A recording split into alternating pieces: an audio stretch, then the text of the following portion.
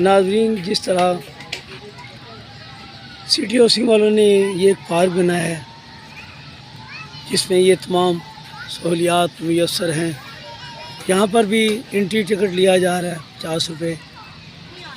تو کیا وجہ ہے کہ سلیمان پارک کے ساتھ الطاف پارک جو ہے وہ ابھی تک کیوں بند ہے؟ کیا جہلم شہر کے باسیوں کا حق نہیں ہے کہ انہیں پارک کی سہولت میسر ہو، ان کے بچے بھی کھلی فضاؤں میں سانس لے سکیں؟ میں ایک سوال ضلع حکومت کے پاس چھوڑتا ہوں کہ یہ دیکھ لیں کہ لوگ جو